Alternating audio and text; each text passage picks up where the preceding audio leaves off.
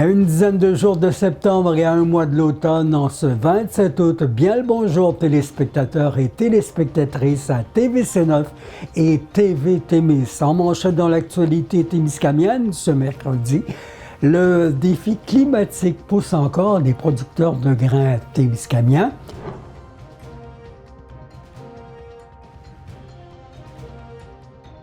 La MRC de Témiscamingue qui soutient son développement agricole et agrotouristique. Témiscamingue qui accueille ses nouveaux venus étrangers et amis à la fête des voisins.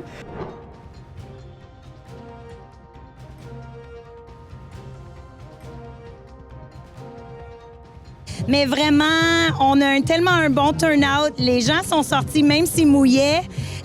Puis avec la navette de Notre-Dame-du-Nord, on a eu des gens qui sont venus. On espère qu'avec la deuxième navette de ce soir pour la grande fête, il va en avoir plus.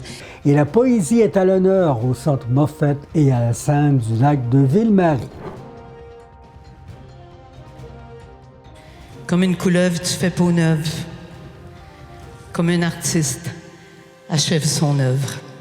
D'abord, à la suite du dévoilement de la politique bioalimentaire 2025-2035, nourrir nos ambitions, les producteurs de grains du Québec saluent la vision présentée par le gouvernement axée sur l'autonomie alimentaire, la prospérité et la durabilité. Toutefois, ils rappellent que la réussite de ces orientations dépend de mesures tangible et adapté aux réalités vécues sur le terrain par les producteurs de grains.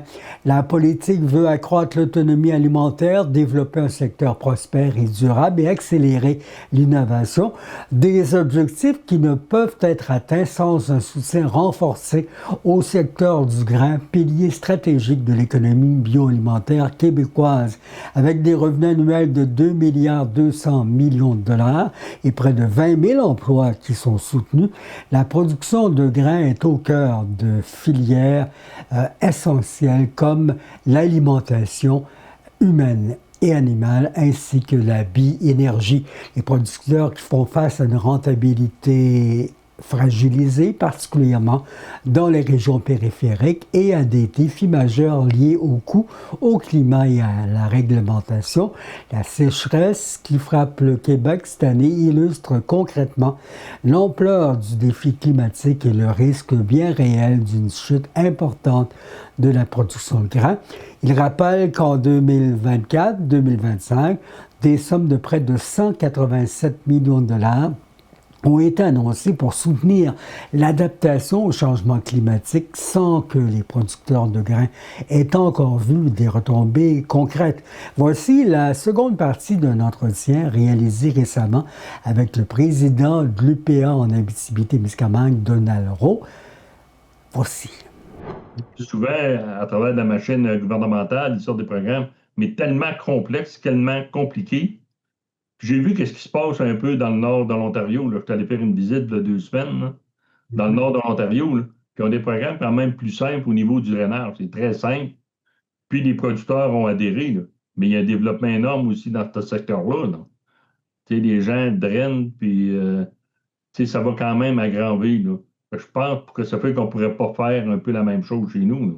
Ouais, pensez-vous qu'on a l'impression que, bon, le gouvernement facilement dit, ah, ne vous en faites pas, les agriculteurs, on a 500 millions dans ce programme-là, mais on ne vous donne pas le moyen de l'utiliser. Fait que, on annonce beaucoup d'argent, mais peu de possibilités de vous en servir. Exactement. Puis, tu sais, c'est peut-être beaucoup de très grandes entreprises qui peuvent contribuer à ce programme-là. Mais les petites entreprises chez nous, là, les fermes familiales, peut-être qu'ils y touchent beaucoup moins, très peu. Là. Mais il faut nous donner les moyens de se transformer. Ouais. Mais ça prend des programmes qui sont adaptés pour ça. Là. Absolument, parce que on a beau vous dire, il y a de l'argent pour vous, mais l'agriculteur, l'agricultrice doit quand même en donner une grosse partie de cet argent-là pour pouvoir participer au fonds. Si ils n'ont pas d'argent, ils ne peuvent pas s'en servir de la subvention. Non. Puis souvent, ces programmes-là, il faut que tu t'endettes pour aller chercher un programme pour t'aider à te transformer. Fait que c'est pas toutes les entreprises. Avec les années difficiles qu'on vient de passer, là, cette année, c'est mieux, là. Mais Ouais. on se rappelle de 2023 puis de 2024 qui était extrêmement difficile, là. Fait que, Les coffres sont pas très pleins, là, présentement. Dites-moi là, M. Roux, cette année, ça va mieux. Le moral est meilleur pour les fermiers? Oui, oui, c'est le moral est meilleur. J'ai fait quand même des tournées, j'ai rencontré plusieurs producteurs, puis le moral est meilleur. C'est sûr que ça sera jamais parfait, là, comme saison, mais on voit qu'au Témiscamingue, c'est déjà beaucoup mieux, là. Tu sais, en Abitibi, il y a eu des périodes qu'on a eu peur à la sécheresse au printemps, c'était très sec au niveau des semis.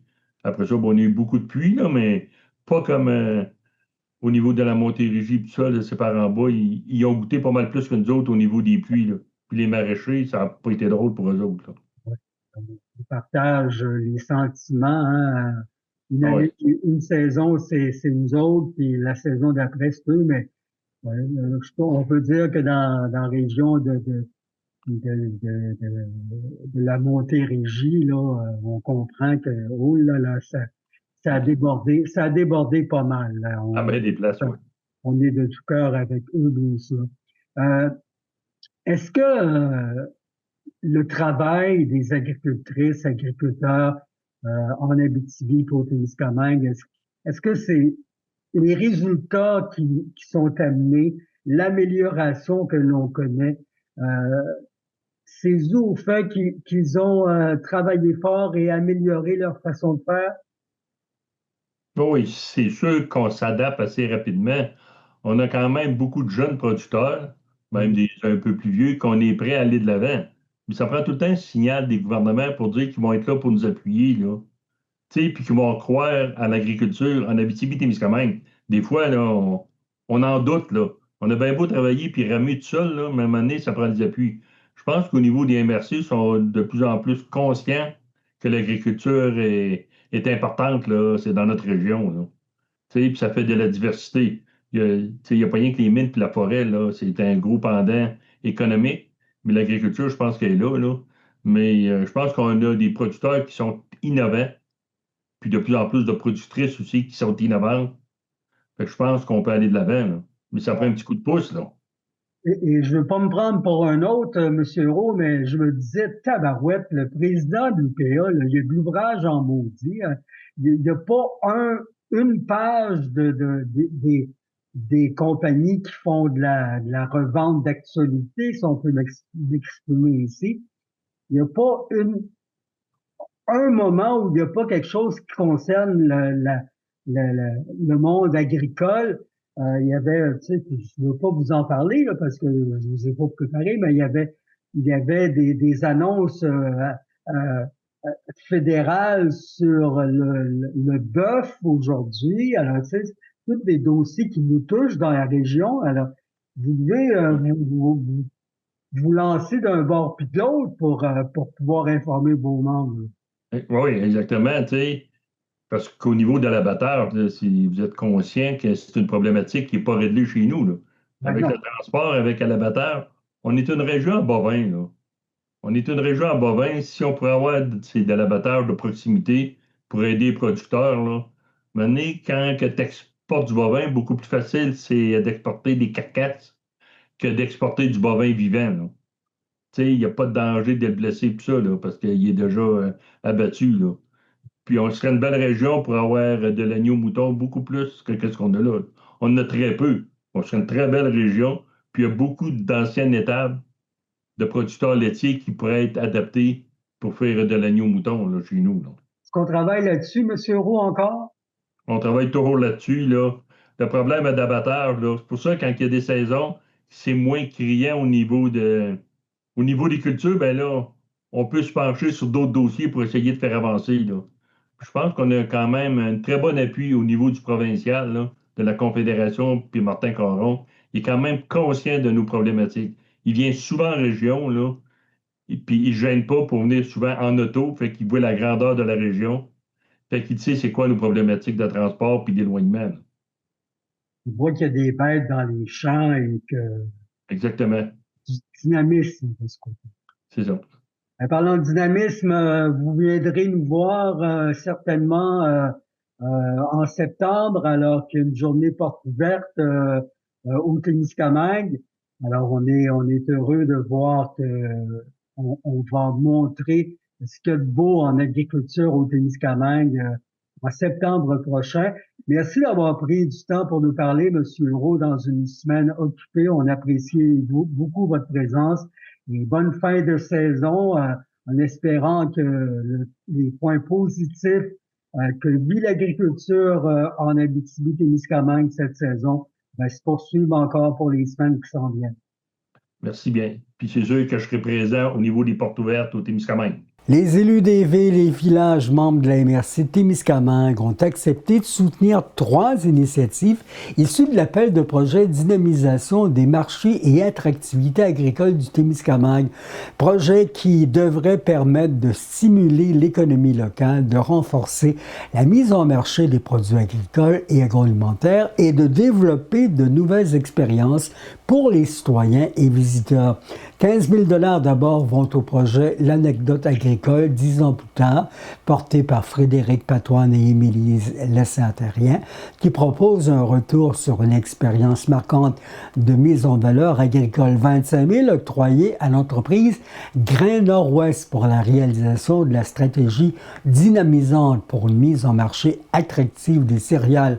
Et enfin, 20 000 $ offert à l'Association de la route gourmande du Témiscamingue pour son projet d'atelier de transformation et de restauration du marché public de Ville-Marie.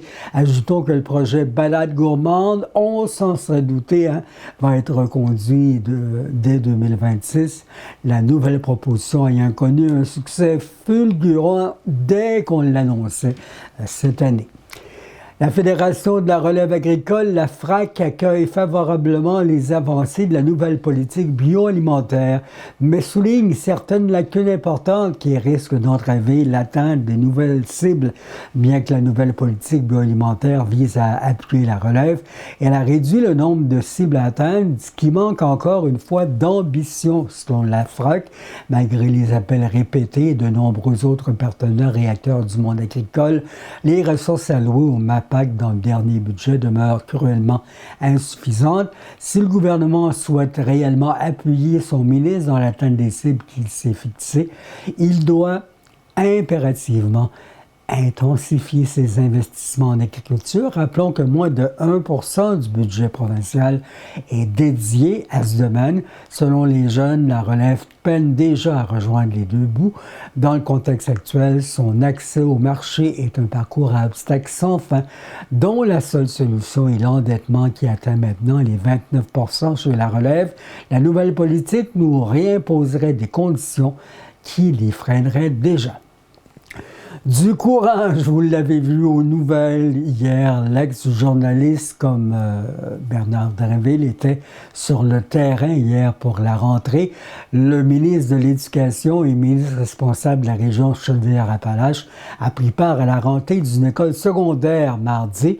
Il profitait de l'occasion pour discuter avec les élèves et le personnel des nouveautés de 2025, l'interdiction du cellulaire dans l'école et le nouveau code de vie. Saluons quand même son courage. Moi, j'aurais eu peur quand même d'être puni au coin et mis en retenue, surtout qu'il devait même aussi aviser les profs qui sont aussi soumis à l'interdiction des selles. Nos poètes se révèlent au Témis 2 ans après leur premier balbutiement devant public. Ils sont revenus accompagnés d'autres écrivains, écrire, griffonner, raconter leurs récits, partager leur inspiration. Après un atelier de création en après-midi au Centre Frère Moffett, leurs prestations ont pris la vedette vers 18h. Sur la scène du lac à Ville-Marie, c'était au Témiscamingue la seconde édition de la Journée de la poésie de la Société d'histoire du Témiscamingue. Voici nos extraits d'entrevues et ceux captés par notre caméra libre. Bien, en fait, c'est un atelier la journée d'aujourd'hui, elle est organisée par la Société d'histoire du Témiscamingue, qui ont la volonté justement de tendre l'oreille à ce qui s'écrit actuellement comme histoire sur le territoire à travers la poésie. C'est la deuxième édition. Donc, aujourd'hui, à 14h, on avait un atelier de poésie à la Maison du Frère Moffett. Ça sera suivi à 18h30 d'une soirée de lecture à la fin du lac à Ville-Marie. Un animal à moitié mort pour cacher les fissures. Quand Bobino commence, on t'entend sortir de ta chambre Tu prends le miroir sans te regarder, tu te mets la dernière ligne dans le nez. Comme une couleuvre, tu fais peau neuve. Comme un artiste achève son œuvre. J'aimerais être le clavier de ton téléphone, l'inébranlable attente de nos corps, la joie comprimée, le flot de nos paroles sur la mousse, les choses qui nous sont interdites la première fois, les mots de mon dictaphone pour te séduire, les fantasmes cloués dans la tête, même ceux qui ne m'appartiennent pas, dans ses souliers, dans son lit, la face dans le mur, les genoux dans garnotte, les 10 roues me passent sur le corps. Je t'ai tout dit l'amour. Les ouvriers continuent d'œuvrer alors que la direction régionale du ministère des Transports, le MTQ, travaille toujours au remplacement de ponceaux sur nos chemins au Témiscamingue. Cette fois, c'est à Guérand depuis lundi qu'on y creuse de ponceau en ponceau d'ici au 19 septembre. Les travaux se poursuivent dans la montée Guérand à environ 1 km à l'ouest de la route 391. On ralentit prudemment, on vous le rappelle, aux abords du chantier. Ces remplacements de ponceaux amènent une circulation en alternance en tout temps. C'était la fête des voisins samedi dernier au Musée de la Gare et au Parc Philippe-Barrette de Témiscamingue. On y célébrait les nouveaux arrivants ayant décidé d'adopter notre région, devenue maintenant la leur du logiciel, les mots et les images captés par le collègue Israël. Bien, la MRC s'est impliquée par une contribution financière de 26 000 $, plus le travail qu'on a réalisé aussi. Moi, j'ai fait plusieurs rencontres de travail depuis le mois de mars. On s'arrange pour que l'événement ait lieu. On voulait faire une édition d'envergure cette année. Donc, c'est ça qui nous donne la belle ambiance qu'on a ici aujourd'hui. En fait, on a travaillé en équipe là, avec la ville de Témiscamingue, Melissa Rockburn et Shannon Benoit qui ont travaillé très fort pour que l'événement se réalise. Puis aujourd'hui, ça porte fruit, donc on est très contents. Oh mon Dieu, c'est une journée superbe, sauf la météo qui a été le point le plus stressant. Mais vraiment, on a tellement un bon turn-out. Les gens sont sortis même s'ils mouillaient. Puis avec la navette de Notre-Dame-du-Nord, on a eu des gens qui sont venus. On espère qu'avec la deuxième navette de ce soir pour la grande fête, il va en avoir plus. Mais vraiment, on est vraiment charmés de la journée. On a eu des beaux partenariats avec du monde, avec la foire, des services. Je pense qu'ils ont dit qu'ils ont eu environ 150 personnes qui sont passées. Le voyage, on a fait la tournée de la ville dans l'autobus pour entendre le podcast du musée. C'était 1 heure en tournée, c'était super beau. Puis, pour nous, c'est super important parce que à Témiscamingue, d'ailleurs, c'est la ville la plus multiculturelle du Témiscamingue. Bien, on sait que Claire Bolduc l'a dit, depuis 2017, on a une population à la hausse. Puis avec le plan de la MRC, avec Félix Lemens, bien dans le fond, c'était vraiment l'importance d'attirer les gens vers le Témiscamingue, mais aussi d'avoir une durabilité, ou c'est pas ça qu'on dirait, mais que les gens puissent s'établir plus longtemps. Fait que les nouveaux arrivants, on veut devenir plus accueillants. Fait que c'est important pour nous de célébrer cette diversité-là parce qu'à Témiscamingue, tel quel, en 2005, il y avait au-delà de 20 différentes cultures. Fait que là, aujourd'hui, ça nous permet de prendre le pouls pour voir c'est quoi la réalité maintenant. On est rendu à quel niveau? Fait que on est super heureux. Puis la fête continue. On est dans la terrasse des saveurs tout de suite. Puis là, la météo va être assez bonne pour qu'on fasse le souper à l'extérieur, je crois. On va le savoir dans les prochaines 10 minutes. Puis ensuite, on a les spectacles avec Quick Pick Live Karaoke. J'espère que tu vas venir chanter, peut-être. Et ensuite, bien sûr, avec Nax Bitota. Fait qu'on est au ciel. C'est la 3e édition, mais la première fois que c'est de cette envergure-là. Puis on voit grand pour l'année prochaine. Parfait. Fait que oui, avec la MRC de Témiscamingue, avec le ministère de l'Immigration et de la Francisation, absolument, le MIFI a été vraiment vraiment le pilier de l'événement. RYAM, la Fondation RYAM nous a donné un beau don. On a Québec, la radio de Québec, dans le fond, Drumbeat Radio, désolé. Et puis aussi avec le musée de la gare de Témiscamingue et la ville de Témiscamingue, bien sûr. Alors Fernand, tu étais présent et tu es présent à cette fête des voisins. On t'a même vu improviser, ou disons, tu as résolu une situation, il n'y avait pas de compteur, tu t'es proposé pour être compteur, c'est extraordinaire ce que tu as fait. Partage-nous un peu cette expérience, comment tu l'as vécu et c'était quoi l'intérêt pour toi d'être présent à cet événement? Ben, d'abord, c'est comme tu le dis, c'est la fête des voisins. Alors, parce qu'on est très voisines, mais quand même, ça a été un parcours quand même de 1 heure à peu près. Alors, ça m'a fait plaisir, notamment de rencontrer de nouveaux mondes, de pouvoir assister et contribuer un peu à cela aussi, et aussi voir un peu ce qui se fait à l'extérieur également. Et en tant que, comme tu le sais, hein, je suis un employé d'une municipalité et organisateur également d'événements dans ma municipalité. Par conséquent, c'est toujours bien, notamment, hein, de voir qu'il y a des gens qui se déplacent, qui viennent nous assister. Et puis voilà, donc c'est pour ça que je suis là. Et d'ailleurs, il faut aussi le dire qu'ils ont aussi mis en place notamment une logistique qui permet, notamment une navette qui fait le tour de toute la municipalité, qui permet donc d'amener du monde ici. Donc c'était vraiment excellent. C'est probablement une idée que d'autres pourront s'en inspirer également. Voilà. Merci. Ben, moi, je trouve que ça avait une importance capitale. Toutes les villes, toutes les municipalités des régions, on sait qu'on a des difficultés de recrutement, difficultés de trouver des employés pour des entreprises, pour permettre le développement économique. Fait que je pense que c'est crucial pour l'attractivité, pour nous mettre sur la map, pour nous faire découvrir. Puis en plus, moi, ça fait 30 ans que je suis ici. Puis quand je me suis attablé à Témiscamingue, il y avait ce qu'ils appelait le Festival des cultures. Puis ça m'avait ébloui. Je me rappelle venir à des soupers comme ce soir, dans le cadre d'un Festival des cultures, puis j'apprenais qu'à Témiscamingue, 26 nationalités étaient représentées de par la fondation de la grande entreprise. Il est venu des gens d'Europe pour travailler ici. C'était incroyable, c'était d'une chaleur. Puis, en fait, la fête des voisins qui se déroule présentement, c'est un peu la transformation, la suite logique du Festival des cultures. Fait que pour moi, c'est super important. Ça nous met sur la map, ça rassemble tout le monde. On a des gros employeurs, on a RYAM entre autres. Fait qu'on a beaucoup de nouveaux arrivants. Fait qu'on a des comités, des services aux nouveaux arrivants. Bon, ça, c'est plus l'administration. Mais une fois par année, ça fait du bien avec la chaleur de se rassembler autour de qui on est puis qui on devient pour assurer la vitalité de nos milieux de vie.